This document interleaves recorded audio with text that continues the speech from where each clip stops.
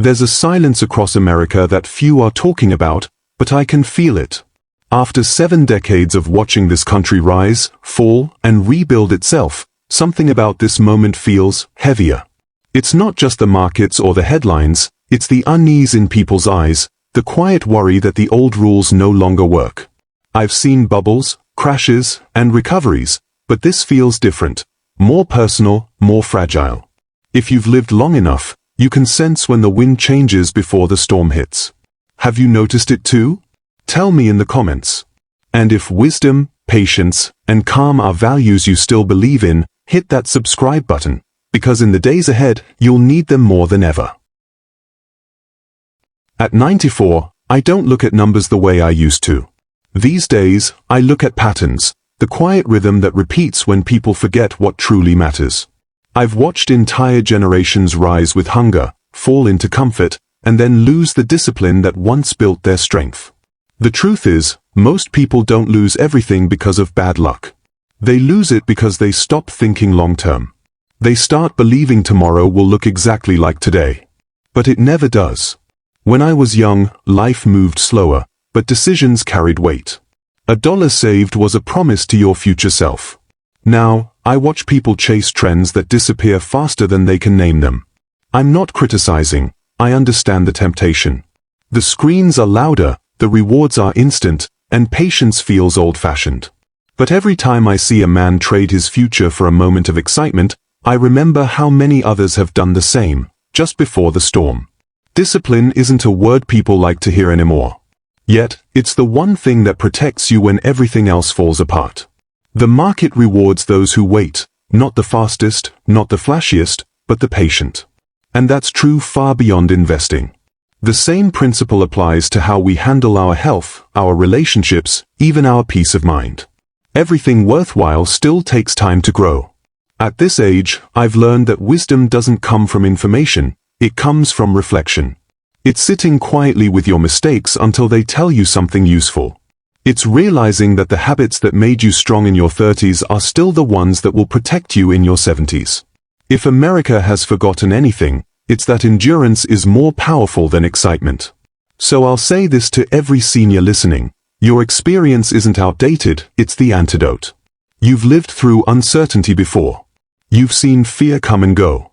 The noise is louder now, but the lesson remains the same. Think long-term, act with discipline, and never let the pace of the world rush the wisdom of your years. Because when the dust settles, the patient always inherit the calm. What worries me today isn't the stock market or the price of oil. It's something far more fragile, the American mindset. For decades, I've said that the real measure of wealth is time and attention. But lately, I've noticed we're spending both like there's no tomorrow. The problem isn't inflation or interest rates, it's distraction. America is losing focus. We're driving 80 miles an hour with our eyes on the radio, and everyone believes they'll be the one who doesn't crash.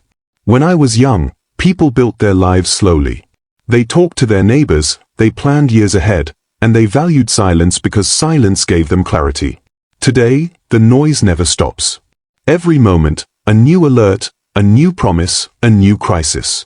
And behind that noise, something important is slipping away, our ability to stay calm, patient, and present. Seniors feel it most because they remember when thinking was an act of strength, not delay. What troubles me isn't just distraction, it's what comes after. When a nation loses focus, 3 things begin to happen, and I've seen them before. First, people start taking bigger risks because they are chasing speed instead of substance. Then, they forget the lessons that once kept them safe. And finally, they start believing that character no longer matters as long as they get results.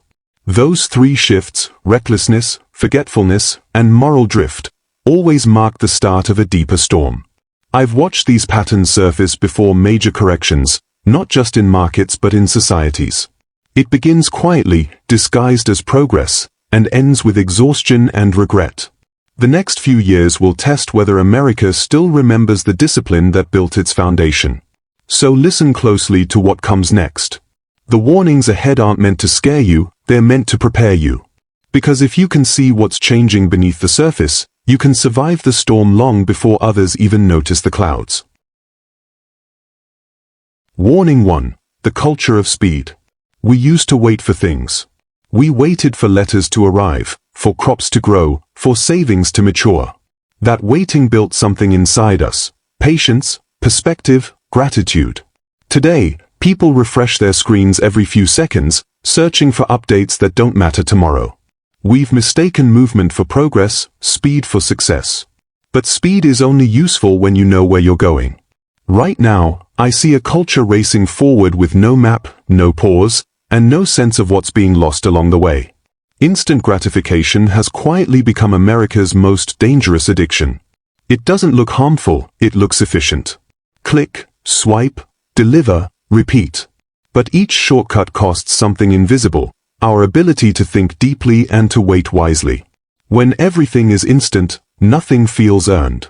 People chase the next small win because they've forgotten how satisfying slow victories can be.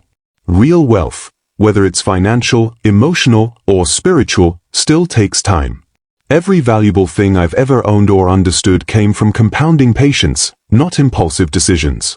When people lose the habit of waiting, their judgment weakens. They start confusing activity with achievement, noise with knowledge. Investors jump from one hot opportunity to another, mistaking volatility for opportunity. Families spend instead of saving, telling themselves they'll make it up next month. But speed blinds you. You can't see the curve ahead if you're always racing. I've seen entire generations lose their footing, not because they lacked intelligence, but because they couldn't slow down long enough to think. I remember times when progress was measured in decades, not days. Companies were built to last, not to trend. Workers took pride in consistency, not in going viral. There was a dignity in patience. It meant you were strong enough to wait for something worthwhile. That dignity is fading. We now celebrate those who move fast and break things, even when what's broken is our sense of peace. If you've lived long enough, you know that every storm eventually calms. The question is who's still standing when it does. The fast often burn out, the patient endure. America is forgetting the beauty of slow growth, the kind that builds roots, not just results. It's time to remember that delay is not denial. The best investments, the strongest relationships, the most peaceful lives are the ones that took years of quiet effort. The culture of speed promises excitement but delivers emptiness. The real secret isn't to move faster, it's to move with purpose. Because when you slow down enough to think clearly, you start to see what truly lasts. Warning 2. The vanishing memory of hard times. People forget pain too quickly. That's one of the most dangerous traits of human nature. We move past discomfort so fast that we forget the lessons it was meant to teach. I've seen it happen over and over again. After every crisis, every downturn, every hard lesson, the memory fades. Then, almost inevitably, the same mistakes return wearing a different suit. Forgetting is the most expensive habit in America, and we're paying for it in ways most people don't even see yet. I still remember the 1970s oil crisis, the lines at gas stations that stretched for blocks, the quiet panic of families unsure if they could afford heat or fuel. It wasn't just about money, it was about restraint. People learned to do more with less. They learned the difference between needs and wants. And then, with time, that lesson was replaced by convenience again. Credit became easy, patience went out of style, and the old fears were buried under new optimism. But optimism without memory is just risk in disguise. Then came 2008. The financial world trembled because people thought they had outsmarted the cycle. They forgot that easy money always comes with hidden costs. I watched strong businesses collapse not because they didn't have talent, but because they forgot that leverage cuts both ways. When everything looks good, people convince themselves that it will stay good. History has always punished that kind of thinking. It's not just markets that forget, society does too. We forget how fragile trust can be, how quickly confidence can vanish when fear spreads. We forget that what feels permanent rarely is. Seniors, more than anyone, know this truth. You've seen it: wars, recessions, bubbles, recoveries. You've lived through eras that tested endurance and proved that the good times only last for those who remember what the bad times taught them. Younger generations scroll through headlines, believing they are reading history, but they are really just reading patterns they haven't lived through yet. That's what worries me most. The collective memory is shrinking. Each crisis feels like the first, when it should be a reminder of the last. A country that forgets its pain loses its immunity. It starts believing it's untouchable again, and that's when the cracks begin to show. Every time the economy feels invincible, I get nervous. Because it means people have stopped looking over their shoulders. They've stopped saving for rainy days, assuming the weather will always be clear. But I've lived long enough to know that every sunshine streak ends in a storm. The question is never if, it's when. The wisest investors and the wisest people share one habit: they remember. They remember how it felt to struggle, to doubt, to rebuild. Memory isn't just nostalgia, it's protection. Forgetting may feel convenient, but it's how nations, families, and fortunes fall apart. The real wealth is not in how much you make when times are good, it's in how much you remember when they are not. Warning 3. The decline of trust and character. It used to be that a handshake meant something. Two people could sit across a table, look each other in the eye, and know their word was enough. No signatures, no lawyers, just trust. I built my first businesses on that kind of faith. Back then, trust was a form of invisible currency. Families depended on it. Neighbors leaned on it. Companies were built on it. Today, I see something different. Contracts are longer, but integrity is shorter. We've traded character for convenience, and that's a deal that never pays off in the long run. You can't build a strong economy on weak character. Every major financial collapse I've witnessed, every scandal, every bubble that burst, had the same disease at its core: someone abandoned honesty. They cut corners. They justified deceit as strategy. But when truth becomes flexible, everything else starts to crumble. It's not the fall of the company that concerns me most, it's the quiet erosion of trust that happens long before the headlines. I remember a time when a banker could lend money to a farmer based purely on reputation. No paperwork, no collateral, just a lifetime of good behavior. People feared the shame of breaking their word more than the loss of money. That moral gravity held society together. Today, I see the opposite.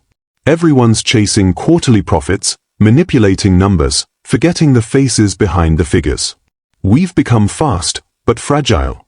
Efficient, but empty. Everyone's monitoring the markets, but few are monitoring themselves. And that's the real danger. When character fades, everything built on it begins to shake. I've seen it not just in corporations but in friendships, families, and leadership. Somewhere along the way, we confused winning with worth. We built systems to protect assets but forgot to protect values. Now, we live in a culture that trusts transactions more than people. We insure everything, except our word. For those of you who remember a different time, this shift isn't abstract, it's personal. You remember when promises were sacred, when your name stood for something, when work and honor were one and the same. You remember neighbors helping each other, not for recognition, but because it was right. There's a kind of sadness in seeing how rare those moments have become. But I don't think they're gone forever. Character doesn't die, it just gets neglected. And like any neglected garden, it can be revived if we start tending to it again. Trust doesn't come from government programs or new technologies. It starts small, at the dinner table, in how we treat employees, in whether we tell the truth when it costs us something. I've learned over the years that peace doesn't come from money, it comes from integrity. I've seen fortunes built on lies, and I've seen those same fortunes vanish because truth eventually shows up. But I've never seen a man sleep soundly without a clean conscience. If America wants to rebuild its strength, it has to start there, with character. Not just what we do when people are watching, but what we do when they aren't. That's what I fear we're losing.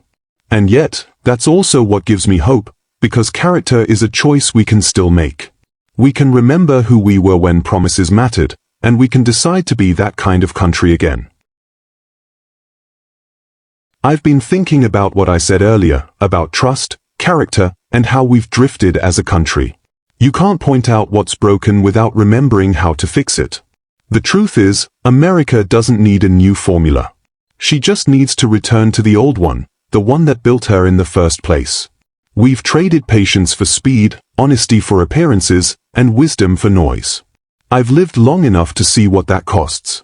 And I've also seen what restores it. The first thing we must remember is to live below our means, not out of fear, but out of strength. Somewhere along the way, we started confusing excess with success. But I've never seen peace grow from luxury. I've seen it grow from restraint. When you live simply, you reclaim control. You can think clearly, make better decisions, and sleep without worry. America used to understand that. Families saved. Businesses reinvested. We built slowly, but we built solidly. That kind of stability comes from humility, not hustle. The second thing we must reclaim is the habit of owning only what we understand. We lost our way when we started chasing everything that glittered, stocks, trends, even people. Understanding is the quiet filter that separates wisdom from impulse. I've always said, if I can't explain why I'm involved in something in one sentence, I walk away. That rule has saved me from more mistakes than any spreadsheet ever could. America needs that same clarity again. We can't fix what we don't understand, and we can't understand what we're too distracted to study. And the third thing, maybe the most important, is to invest in ourselves every single day. Because that's the one investment that never fails. Markets crash. Currencies shift. But integrity, knowledge, and health never stop compounding. I've read 5 or 6 hours every day for most of my life. Not because I was trying to get ahead, but because learning keeps you alive. It keeps you sharp enough to see through the noise. I water the tree I planted, not the one trending on TV. That's how I've always lived, and it's how America once lived too. We grew strong because we tended to what mattered, patiently, quietly, consistently. Somewhere along the line, we forgot that. But the soil's still good. The roots are still there. All we have to do is stop chasing the wind and start tending to the ground beneath us again. That's not just advice for investors, it's advice for a nation that's forgotten how to wait. I've often said that the greatest wealth in America isn't stored in banks, it's stored in the memories of those over 60. If you've lived that long, you've seen the full cycle, the rise and fall of fads, the calm after every storm, the rebuilding that follows every collapse. You've witnessed the rhythm of history, how it punishes excess and rewards patience. That memory, that lived experience, is America's last great advantage. And yet, too few people are listening to it anymore. You see, when you've walked through decades of change, you understand something the young rarely do. Life is circular, not linear. What looks new is often old in disguise. Every boom has its echo, and every hardship has its harvest. The seniors of today carry those lessons in their bones. You know what it means to work for what you own. You remember when a promise was sacred and when families sat around the dinner table without phones between them. Those moments might feel like relics, but they are blueprints. They show us how to rebuild character in an age drowning in convenience. The truth is, America doesn't just need innovation, it needs recollection. The younger generation has energy, but without the guidance of memory, energy burns out. You, on the other hand, have a perspective that filters noise from truth. You've seen what lasts and what doesn't. You've survived inflation, recessions, wars, and cultural revolutions, and you're still here. That endurance is not just survival, it's strategy. It's proof that the fundamentals of patience, honesty, and discipline never expire. Think of yourself as the keeper of a living archive. Each story you share, about saving for a home, raising a family, building something with your hands, teaches someone else that stability doesn't come from luck or algorithms. It comes from steady choices made over years. When you pass that memory on, you're doing more than reminiscing, you're repairing the moral spine of a nation. So I'll say this, if you're over 60, don't underestimate your influence. The world might worship youth, but wisdom remains undefeated. You are the generation that remembers what works, what breaks, and what rebuilds. And that memory is the quiet force that can still steady America's future. Now I'd love to hear from you. What principle from your youth do you wish America still lived by? Something serious is about to happen in America, but not in the way people fear. The headlines scream about collapse, chaos, and crisis, but what I see is something far more important. It's correction. A pause that forces us to look at what we've become and who we were meant to be. Every great nation goes through it.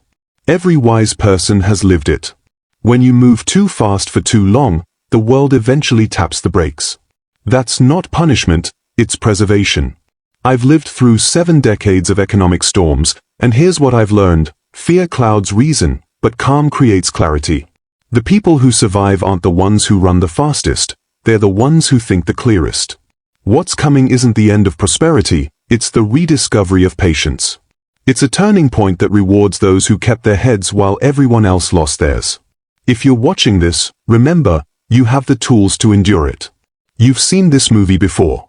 You know that real wealth doesn't vanish when the market dips, and real value doesn't disappear when the crowd panics. This moment is testing not your wallet, but your will. The calm mind will win this storm. Stay that way. The noise will rise, predictions will conflict, and panic will sell fast, but wisdom doesn't chase headlines. It waits. It observes. And then, it acts with purpose. That's the American spirit I still believe in, the quiet strength that builds instead of breaks. Your commitment matters. The country still needs steady hands, clear minds, and grounded hearts. Together, we grow wiser, not weaker. As this moment unfolds, hold on to your truth. Let it guide your choices, your money, and your peace of mind. Because wisdom doesn't retire, it compounds. Now it's your turn. Write one truth you'll never let be buried. And if this message spoke to you, share it, like this video, and subscribe to Next Age Wisdom. Turn on the notification bell, so you never miss the insights that keep you grounded when the world starts to shake.